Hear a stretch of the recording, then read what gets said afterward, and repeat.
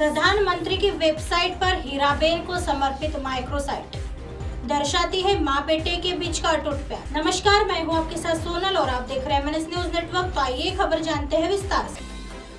प्रधानमंत्री नरेंद्र मोदी जी की माँ हीराबेन मोदी का निधन 30 दिसंबर 2022 को हुआ था। उनके निधन के बाद दुनिया भर से शोक और संवेदनाओं का तांता लग गया था। प्रधानमंत्री अपनी मां से कितना प्यार करते थे इसे बताने की आवश्यकता नहीं है। दोनों के बीच के अटूट प्यार का सबूत माइक्रोसाइट है, जो कि पीएम मोदी की आधिकारिक वेबसाइट पर ही मौजूद है और मोदी और उनकी मां की स्मृति को श्रद्धांजलि देने के साथ मातृत्व की अटूट भावना का जश्न मनाती है। इस वेबसाइट का नाम मां है। अधिकारियों ने कहा कि माइक्रोसाइट मां हीराबेन को समर्पित है। यह उनकी स्मृति को श्रद्धांजलि देती है। यह वेबसाइट एक मां और बेटे के बीच साझा किए गए और प्यार और अटूट बंधन को दर्शाती है। माइक्रोसाइट में हीराबेन के वीडियो है जो उन शिक्षाओं को व्यक्त करते हैं जो उसने अपने बच्चों को दी थी। साइट में प्रधानमंत्री मोदी का विशेष ब्लॉग भी शामिल है जिसे उन्होंने अपनी मां के लिए लिखा था।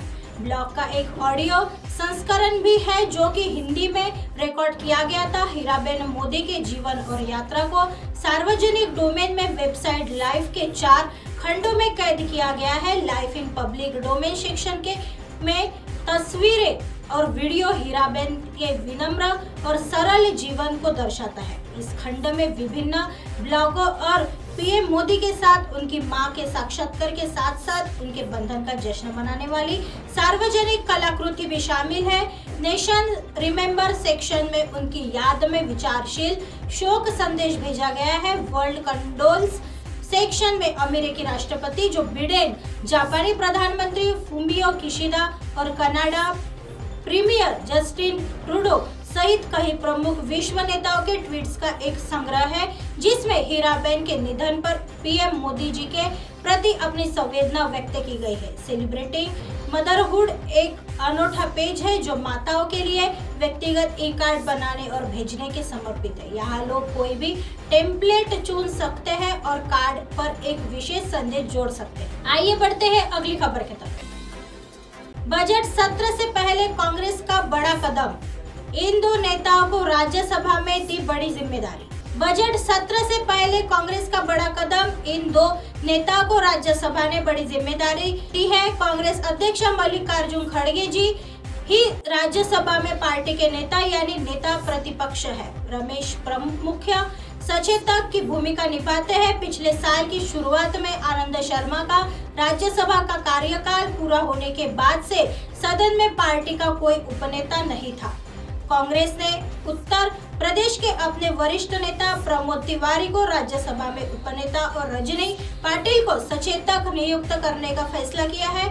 वरिष्ठ कांग्रेस नेता जयराम रमेश ने यह जानकारी दी है। उन्होंने ट्वीट में कहा, कांग्रेस संसदीय दल की प्रमुख सोनिया गांधी ने प्रमोद तिवारी को राज्यसभा में पार्टी का उपनेता और रजनी पाटिल को सचेतक नियुक्त करने को मंजूरी दी है। इन नियुक्तियों के बारे में राज्यसभा के सभापति जगदीप धनखड़ को सूचित किया गया है। कांग्रेस अध्यक्ष मल्लिकार्जुन खड़गे ही राज्यसभा में पार्टी के नेता यानी नेता प्रतिपक्ष है। रमेश मुख्य सचेतक की भूमिका निभाते हैं। पिछले साल की शुरुआत में आनंद शर्मा का राज्यसभा का कार्यकाल पूरा होने के बाद से सदन में पार्टी का कोई उपनेता नहीं था।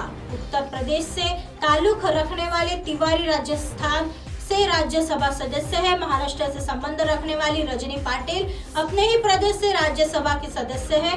कांग्रेस ने 13 मार्च से शुरू हो रहे बजट सत्र के दूसरे चरण से 2 दिन पहले ये नियुक्तियां की है। बता दें कि प्रमोद तिवारी वही नेता है जिन्होंने फरवरी में सभापति से पूछा था कि आपको कितनी बार मोहब्बत हुई है। पिछले महीने कांग्रेस अध्यक्ष मल्लिकार्जुन खड़गे जी के भाषण से कुछ शब्दों को सदन की कार्यवाही से हटा लिया गया था। इस पर कांग्रेस सांसदों ने सदन में अपनी नाराजगी जताते हुए हंगामा किया था। प्रमोद तिवारी ने पॉइंट ऑफ ऑर्डर उठाने के दौरान चर्चा में सभापति से कहा था कि शेरो शायरी को प्यार मोहब्बत के साथ ही जाती है, इसे नहीं निकाला जाना चाहिए। इस पर सभापति ने कहा था कि मुझे यह समझ नहीं आता कि शेरो शायरी प्यार मोहब्बत के साथ होती है या प्यार मोहब्बत से शायरी होती है। इस पर कांग्रेस सांसद तिवारी ने सभापति से पूछा कि आपको कितनी बार प्यार हुआ है? तिवारी ने कहा कि सर, आपको कितनी बार प्यार हुआ है यह बता दीजिए। इससे सदन का माहौल कुछ हल्का हो गया था। हालांकि सभापति ने इस बात का कोई जवाब नहीं दिया था, लेकिन वह इस पर मुस्कुरा दिए थे। इसके बाद तिवारी ने कहा था कि जब याद आ जाए तो बता दीजिएगा कि आपने कितनी बार प्यार मोहब्बत से शायरी की। आइए बढ़ते हैं अगली खबर की तरफ। राज्यसभा में कांग्रेस ने प्रमोद तिवारी को बनाया उपनेता, रजनी पाटिल को भी बड़ी जिम्मेदारी। कांग्रेस में राज्यसभा में प्रमोद तिवारी को पार्टी का उपनेता बनाया है, जबकि रजनी पाटिल को सचेतक नियुक्ति किया गया है। कांग्रेस के वरिष्ठ नेता जयराम रमेश ने ट्वीट कर यह जानकारी साझा की है। कांग्रेस ने शनिवार को राज्यसभा में प्रमोद तिवारी को उपनेता और रजनी पाटिल को सचेतक के रूप में नियुक्ति करने को मंजूरी दी है। पूर्व केंद्रीय मंत्री और महासचिव प्रभारी संचार जयराम रमेश ने बताया कि कांग्रेस संसदीय दल की अध्यक्ष सोनिया गांधी ने राज्यसभा उपनेता के रूप में प्रमोद तिवारी की नियुक्ति को मंजूरी दे दी है। वही सचेतक के रूप में रजनी पाटिल को नियुक्ति किया है। राज्यसभा सभापति को इन नियुक्तियों के बारे में सूचित कर दिया गया है। जानकारी के मुताबिक आनंद शर्मा की सेवानिवृत्ति और राजीव सातव के निधन के बाद खाली पदों को भरने के लिए कांग्रेस अध्यक्ष ने नियुक्तियां की है। इन नियुक्तियों से जुड़ा एक पत्र राज्यसभा सभापति को भेजा गया। आपको बता दें कि प्रमोद तिवारी 3 बार से राज्यसभा सांसद है। वह उत्तर प्रदेश के कैबिनेट मंत्री भी रह चुके हैं, जबकि रजनी पाटिल को महाराष्ट्र से दूसरी बार राज्यसभा भेजा गया। ऐसी खबरें फिर लेके आएंगे इसी समय इसी जगह। तब तक देखते रहे MNS न्यूज नेटवर्क। नमस्कार।